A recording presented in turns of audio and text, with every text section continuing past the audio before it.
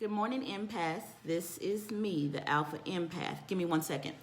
Yakin, turn that down, love. Mommy's working. Okay, that's the kind of stuff you got to do when you have a little child. Well, I wanted to tell you guys a story today that I'm hoping is going to help somebody. I don't know who it's going to help, but I know it's going to help somebody. When I was 25 years of age, I was working at a hospital called Baylor Regional Medical Center at Plano. It was a fabulous place to work. I just absolutely love working there. And I remember I was working in the administration office. Good morning, Nia. How are you? And happy belated birthday, honey. But I was working in the administration office, okay? And there was this woman that was sitting next to me. She was a classy woman. She was very well put together, older white woman. But there was something nasty about her personality. She was very condescending. But very articulate. She was a little bit of a snob. She really was. She was a little bit of a snob, okay? And I remember my son coming in to see me that day. He was sick. And I had gotten my father to drop him off because I worked in the hospital and I was just going to take him across the street to see a doctor right across the street. And in walks my 10-year-old son. Now, at this time, I'm 25, okay? I'm 25. And she looks at me, then she looks at my son, and I could tell from her look that there was judgment about me. But I didn't say anything about it because, as I said, this woman kind of intimidated me because I didn't want to feel judged by her anyway. She was just this really classy woman, okay? So I went and I took my son to the doctor. My dad came to pick him up, and then I came back to my office, and I sat at my desk. And I remember her looking over at me, and she says, Tiffany, how old is your son? And I knew where this was going. I knew where the fuck it was going, okay? And I said 10.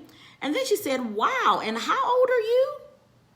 And when she said that, I felt that pressure on my heart tightening up. I felt it tightening up because this was a question that I had dealt with many times before. And every time I dealt with it, it made me feel afraid. But shit, she worked there just like I worked there, so she was going to find out anyway. So I said, I'm 25. And she says, oh my God, so you had him when you were 15? And I said, yeah, I did.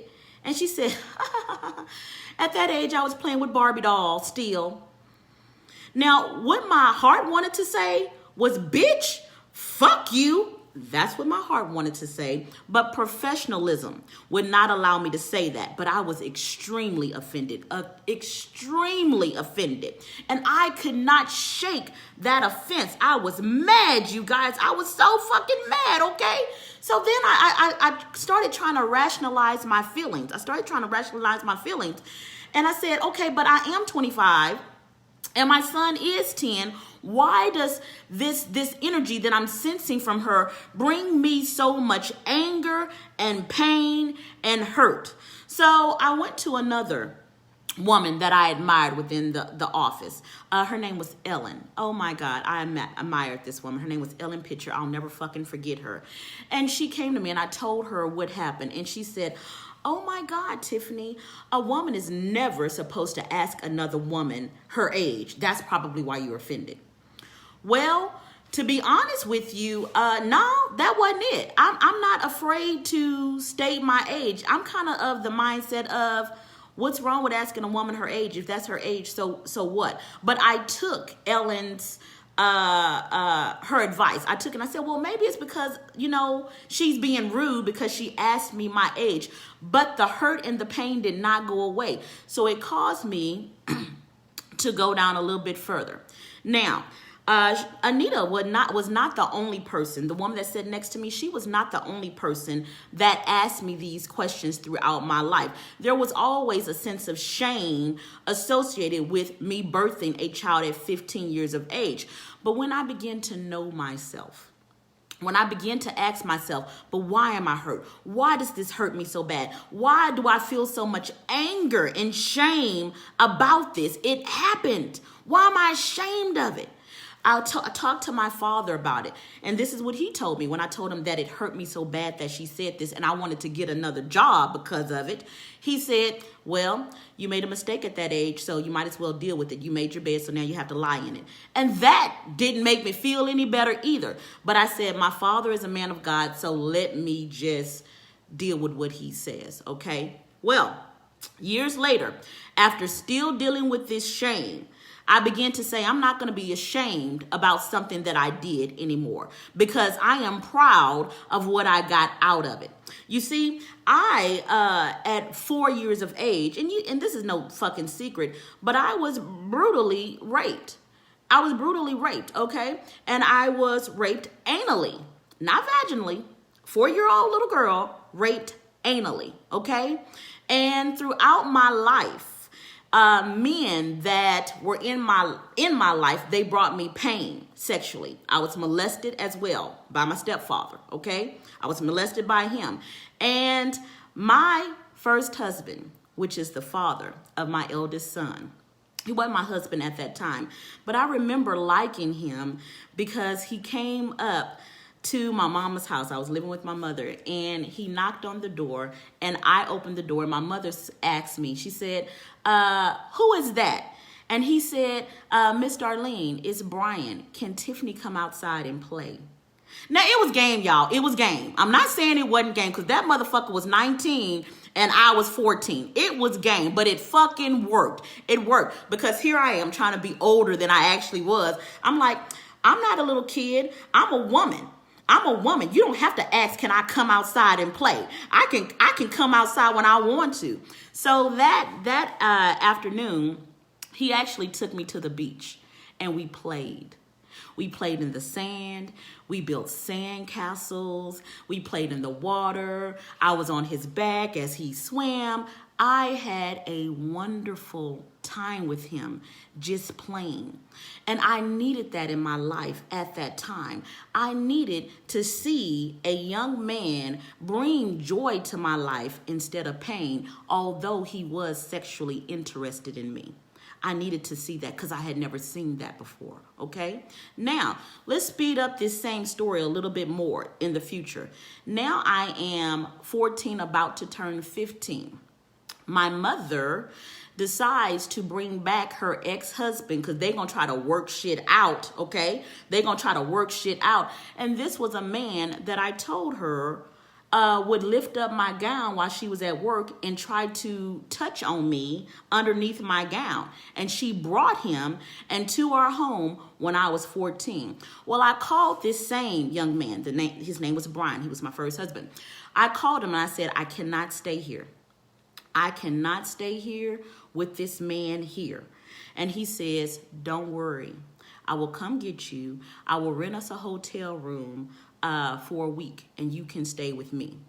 And I did because I didn't know another place to go to. I didn't have another place to go to.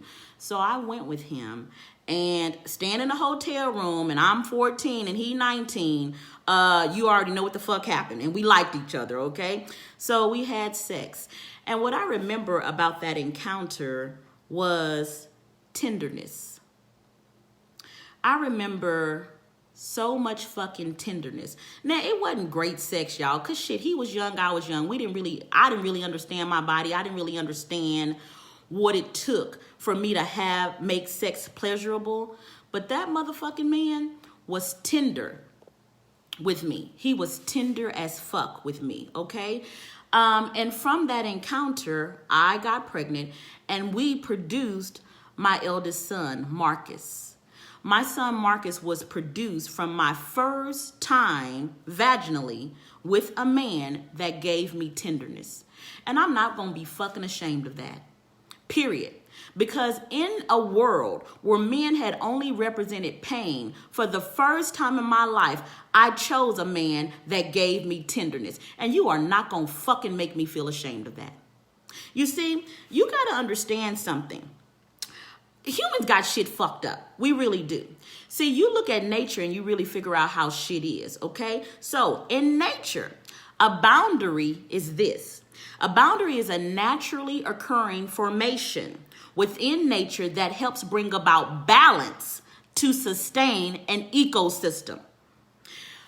In nature, it says, okay, we have a lot of land. There's a lot of animals. We need to create a river, which is a natural boundary, so we can have more water, fresh water, for all the inhabitants of this land. See, a boundary helps you love you more.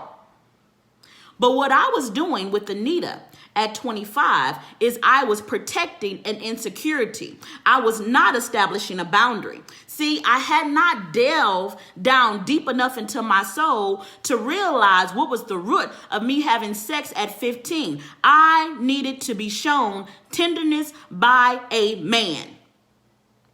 Now, some people can look at that and say, well, that was dumb. That was a mistake. No, it wasn't. No, it wasn't, because my motherfucking soul was dying even then. And listen, I needed it. I will never, ever feel ashamed for what I needed to do to help my soul to survive in conditions that were meant to kill my soul. Ever. Do you hear me? Now, let's speed this up. See, I am no longer ashamed of telling people that I had a son at 15, because now I know the root of it makes me feel better. So this is Natalia. What is Natalia saying? I was pregnant at 15, and that was so embarrassing for me at the time. But now I'm able to encourage young women. Okay, I hear you, Natalia. I hear you. Listen, I was taught the same thing, Natalia. I was told that I should have been embarrassed by that. But based on the knowledge that I had at that time, based on the cards that I had to play with at that time, I did the best motherfucking thing for me. And that changed my insecurity into a healthy, life-giving river of life for me. Because every time I think about my first time having vaginal intercourse and I produced a tender-ass son, my son, Marcus, is loving. Oh my God, he's so fucking loving. And I don't ever have to worry about him being violent or aggressive with a woman. His father was the same goddamn way, just really tender. And what that man gave to me, he helped me to see what I like in men. I like men that show tenderness. Now, here's what you don't know. After I came back from getting pregnant at that hotel room with my first husband, my high school sweetheart, my stepfather was still at the house. He was still at the house.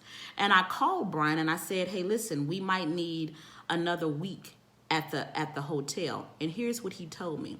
He said, no, if we need another week, I'll make sure we get it. But if you want that motherfucker out your house, I'll go there and I'll whoop his motherfucking ass and he gonna get the fuck out. Now here is what, and I don't know if my son is listening to this, but that's exactly what his daddy did. He got a hold of Melvin and they beat the fuck out of him. That's what he did, and he got his fucking ass out of my goddamn house, and I was able to sleep in my goddamn room again and in my bed. I will not be ashamed of a man that gave me a child that protected me like that. Now, what did he make the best fucking husband? No, but he gave me what my soul needed at the time. So I'm hoping that this is helping you to understand how when you protect insecurities, you shouldn't do that, because every insecurity is rooted in a false belief that you have about yourself. It's rooted in a false belief. I gave up the false belief. In my head, I was believing that I had made a mistake, but in actuality, I had given myself a motherfucking lifeline. That's what I had did. And when I reframed it and looked for the root of love, the insecurity then became rivers of flowing water for me. A naturally occurring boundary, not protecting an insecurity. I love you guys, and I hope that this makes sense to you. Bye-bye.